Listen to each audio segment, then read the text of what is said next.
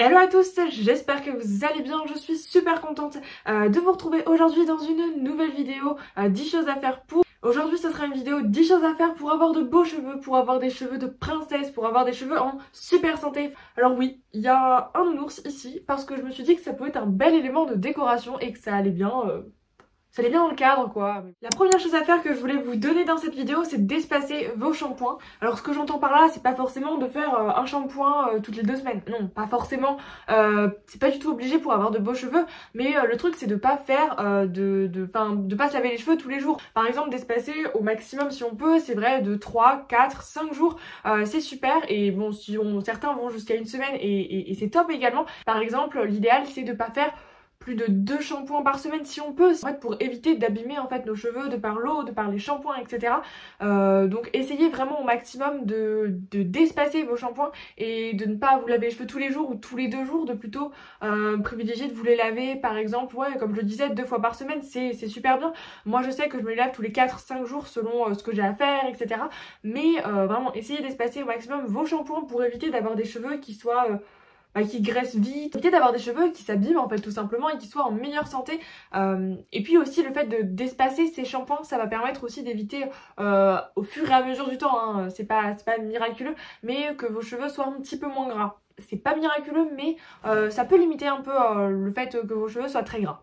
La deuxième chose à faire que je pourrais vous donner pour avoir de beaux cheveux, celle-là, la deuxième chose que je vais vous donner, c'est un très bon conseil qui a beaucoup fonctionné sur moi, c'est de faire 2 shampoings. C'est-à-dire que lorsque vous allez à la douche, au lieu de faire qu'un seul shampoing et ensuite d'appliquer votre après-shampoing ou de sortir de la douche, l'idée est vraiment de faire 2 shampoings. Un premier shampoing qui va venir en fait enlever un peu la saleté, la pollution et puis le gras de vos cheveux si vous avez les cheveux gras. Mais ce shampoing, le premier shampoing, l'idéal c'est qu'il soit assez rapide en fait, que vous enlevez en fait vraiment le gros qu'il peut y avoir sur vos cheveux, mais sans forcément passer 10 minutes sur le premier shampoing, pas du tout. Et puis ensuite de faire un deuxième shampoing qui va lui permettre de vraiment laver en profondeur. Celui-là, l'idéal c'est vraiment de bien masser au niveau du cuir chevelu pour bien enlever toutes les petites choses qui pourraient être présentes sur votre cuir chevelu. Vraiment, l'idéal c'est de faire 2 shampoings, vraiment les 2 shampoings, ça va vraiment permettre de bien nettoyer vos cheveux et de bien les laver, qu'ils soient en meilleure santé. Je trouve que c'est un conseil qui est peut-être un peu, qu'on ne parle pas non plus des tonnes, mais vraiment ça aide beaucoup. Donc c'est vrai que si vous pouvez faire 2 shampoings et que vous avez le temps, et ben profitez-en juste de bien nettoyer ses cheveux. Ça va vraiment avoir un impact positif sur vos cheveux. La troisième chose à faire pour éviter que, pour avoir de plus beaux cheveux et en meilleure santé, c'est de limiter au maximum les appareils chauffants de type boucleur et lisseur. En particulier, les sèche-cheveux, je vous avoue que je suis un peu mitigée, mais principalement les lisseurs et les boucleurs, c'est vrai que si vous pouvez éviter de les utiliser tous les jours, c'est quand même mieux parce que les hautes températures vont venir abîmer vos cheveux quand même, mine de rien. Après, je sais qu'il y a quand même certains appareils qui sont un peu plus, qui vont moins abîmer les cheveux, mais quand même au global, si on peut limiter au maximum les appareils chauffants, c'est bien de le faire que quelques fois par semaine. Par exemple, vous pouvez même dormir avec, vous savez, un peu des chaussettes, des choses pour faire un peu des boucles, ou alors dormir avec une certaine coiffure pour vous donner des boucles, pour éviter en fait d'utiliser ces appareils chauffants si vous voulez vous boucler les cheveux. Bon après, selon vos types de cheveux, c'est pas toujours évident, mais c'est vrai que le but est quand même de limiter au maximum ces appareils qui vont venir abîmer le cheveu en fait, et qui peuvent même venir un petit peu le brûler et puis endommager un petit peu la brillance de vos cheveux. Voilà, limiter au maximum, le but c'est pas forcément de les éradiquer parce que des fois c'est quand même bien pratique si on veut se coiffer selon notre type de cheveux et selon les cheveux qu'on a, c'est bien pratique pour se coiffer, mais c'est vrai que évitez de les utiliser quand même tous les jours, plutôt utilisez-les quelques fois par semaine. C'est vrai que les appareils chauffants, et notamment plus c'est les hautes températures, plus ça va être pire, peuvent quand même un peu abîmer le cheveu, donc c'est vrai que si on peut éviter, c'est quand même mieux. La quatrième chose à faire pour avoir de beaux cheveux et des cheveux en bonne santé, ça c'est un conseil qui est assez facile à intégrer dans sa routine, c'est tout simplement de faire des bains d'huile. De faire des bains d'huile par exemple tous les mois, tous les 2 mois, et puis si vous avez les cheveux assez abîmés, de les faire peut-être toutes les 2-3 semaines dans un premier temps. Que faire des bains d'huile c'est vraiment hyper utile pour protéger le cheveu, le réparer, le nourrir, l'hydrater, l'apaiser. Les bains d'huile sont vraiment top pour les cheveux, que ce soit n'importe quelle huile, il en existe plein à base de coco, de jojoba, de ricin, d'argan ou encore même de moutarde. Enfin, vous avez tellement d'huiles qui existent et pour la plupart une huile reste une huile et elle reste bonne pour les cheveux. Certaines vont être un peu plus adaptées en fonction de votre type de cheveux et de vos problématiques, notamment l'huile de ricin est connue pour faire pousser les cheveux. Enfin, il y en a plein en fait selon vos problématiques, mais une huile végétale vont vraiment être cool pour vos cheveux. L'idéal et encore mieux, c'est de mélanger plusieurs huiles pour avoir encore le maximum de bienfaits. On laisse poser en fait ces bains d'huile sur nos cheveux, donc on va mettre les huiles sur nos cheveux directement, sur les pointes, sur le cuir chevelu. Enfin, moi je sais que j'en mets partout personnellement. Vous pouvez en mettre que sur le cuir chevelu ou que sur les pointes, mais c'est vrai que quitte à le faire, autant en mettre partout. Moi je laisse, il faut le laisser poser environ plusieurs heures, c'est bien, le maximum de temps qu'on peut. Bon, pas non plus 10 jours, hein, loin de là, mais je veux dire, par exemple, si vous pouvez le laisser poser une nuit, c'est vrai que c'est top, 6-7 heures, c'est vraiment top. Après, si vous n'avez pas trop le temps et que vous le laissez poser que 2 heures, ça marche aussi très très bien. Mais c'est vrai que si vous avez le temps, autant le laisser poser un peu plus de temps. Les bains d'huile peuvent même aussi stimuler la pousse et faire que vos cheveux poussent plus vite et plus volumineux, en bonne santé en fait, tout simplement. Ça peut apporter également, les bains d'huile peuvent apporter de la brillance, de la souplesse. Enfin, en gros, vous avez compris, les bains d'huile vont être hyper bons pour notre cheveu et pour nos cheveux, pour avoir vraiment des cheveux en bonne santé, des cheveux assez sains, brillants, souples, et puis des cheveux avec pas mal de volume notamment. Vous pouvez également faire des masques à base d'aloe vera qui vont venir hydrater le cheveu. L'aloe vera va également lutter contre la chute des cheveux, et puis l'aloe vera est également bon pour les cheveux abîmés. Donc franchement, vous pouvez aussi faire des masques avec du gel d'aloe vera en fait, tout simplement. Le gel d'aloe vera, il n'y a pas besoin de le faire autant poser qu'une huile. Une demi-heure, enfin une heure à peu près, 1 à 2 heures, vous laissez poser le gel d'aloe vera sur vos cheveux et ça va avoir aussi d'autres bienfaits que ne vont pas forcément avoir les huiles. La 5e chose à faire que je pourrais vous donner dans cette vidéo, c'est de ne pas frictionner vos cheveux qui sont mouillés. Lorsque vous sortez de la douche, évitez avec une serviette, vous savez, de frotter un peu, enfin de frictionner vos cheveux. Cela va totalement les abîmer, enfin c'est vraiment très mauvais parce qu'en plus après la douche, les cheveux déjà quand ils sont mouillés sont bien plus fragiles que lorsqu'ils sont secs, et en fait les écailles vont être ouvertes dû notamment à l'eau chaude. Donc si vous frottez, ça va les abîmer et ça va pas du tout les aider à être en bonne santé, si vous voyez ce que je veux dire. Ça peut même les casser, donc franchement on évite de frictionner ses cheveux avec la serviette. On privilégie, si on veut, de les enrouler dans une serviette qui va être assez douce et adaptée pour les cheveux. Ça peut également être un t-shirt aussi, pas forcément qu'une serviette, mais on évite surtout de frictionner ses cheveux au maximum et d'en prendre soin, surtout quand ils sont mouillés. Je vous conseille donc de ne pas frictionner vos cheveux, surtout lorsqu'ils sont mouillés. La 6e chose à faire pour avoir de beaux cheveux, bon c'est pas la chose la plus importante, mais ça peut être un petit plus si vous voyez ce que je veux dire, c'est de se couper les cheveux de temps en temps. C'est-à-dire vraiment pas forcément beaucoup, juste des fois quelques millimètres ou 1 cm, 1 ou 2 cm. C'est tout bête, c'est pas du tout obligatoire, hein. C'est pas ce qui va faire que vous allez avoir des cheveux catastrophiques, non, pas du tout. Mais c'est vrai que des fois ça peut être un petit plus parce que le fait de couper un peu la pointe des cheveux notamment, ça peut enlever en fait tout ce qui va être abîmé, et puis ça va stimuler également la pousse et faire que vous allez avoir des cheveux bien volumineux, etc. Et pas beaucoup de volume des fois au niveau des racines, et d'avoir en fait des cheveux assez fins en fait au niveau des longueurs.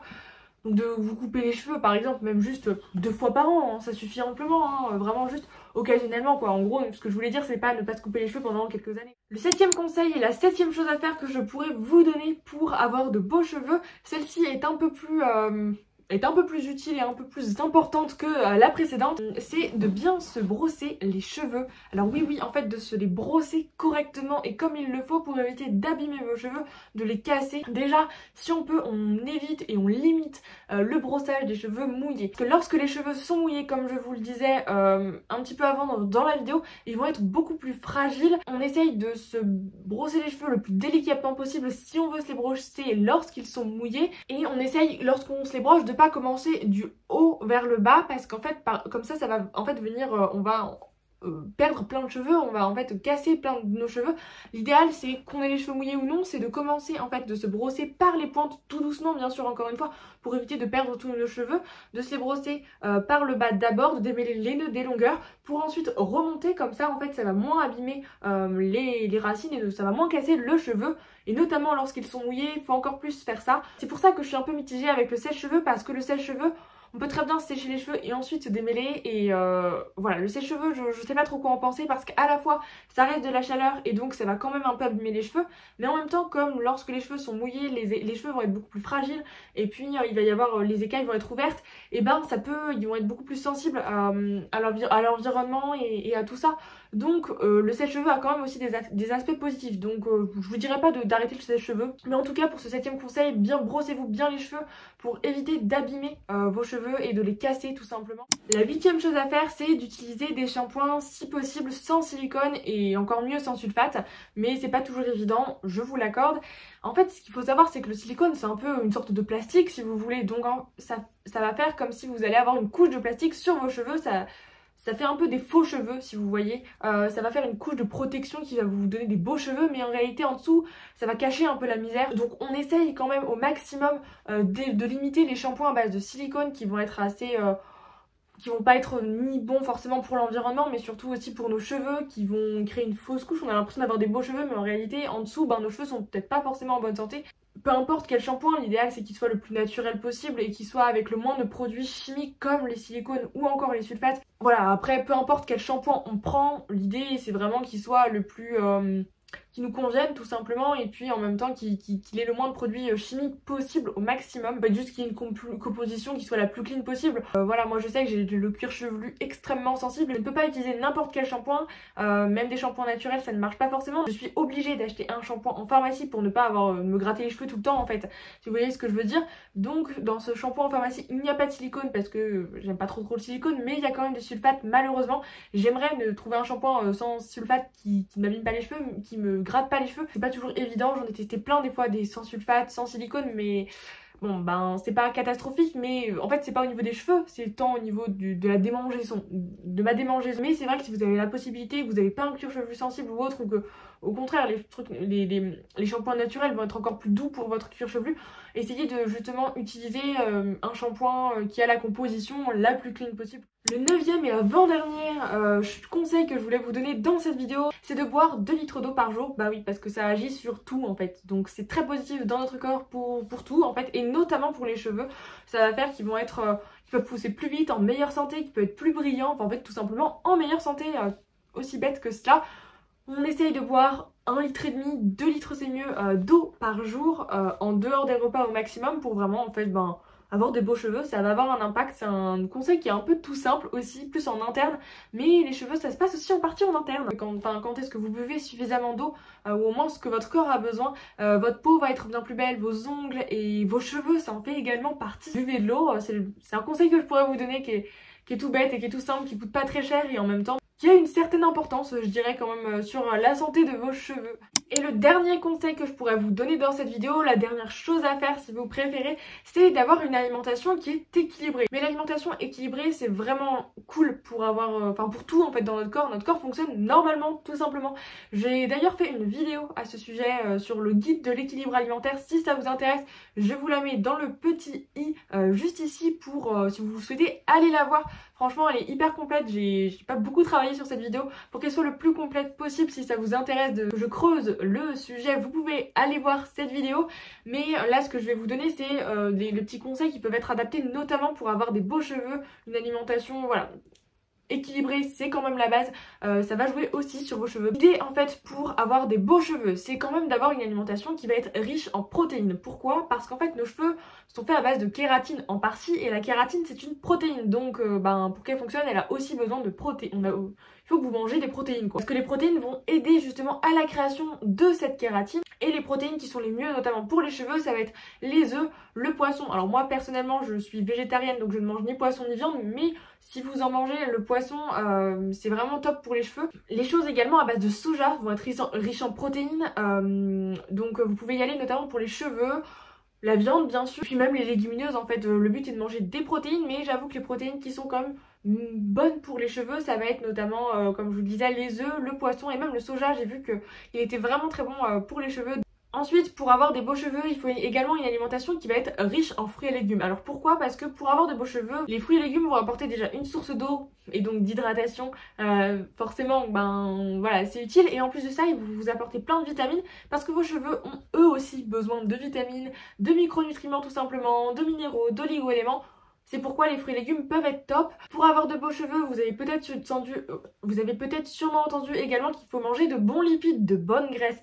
Ça va avoir un impact également sur vos cheveux. Par exemple, des graisses comme l'avocat, les œufs bien sûr contiennent eux aussi des bonnes graisses. Les poissons, encore une fois, c'est pour ça que c'est des aliments qui rentrent dans plusieurs catégories. C'est pour ça qu'ils sont très intéressants, notamment pour les cheveux. Ça peut également être dans les bons lipides les huiles ou encore les oléagineux. Les huiles, que ce soit en interne comme en externe, elles sont bonnes pour nos cheveux. Mais voilà, en gros, l'idée c'est d'avoir une alimentation qui soit riche en bons lipides. Une alimentation équilibrée, normalement, nous apporte tout ce dont on a besoin. Il faudrait avoir, pour avoir de beaux cheveux, une alimentation qui soit riche en fer. Alors le fer, on peut le retrouver notamment dans la viande. Enfin, dans plein de choses, vous pouvez retrouver le fer.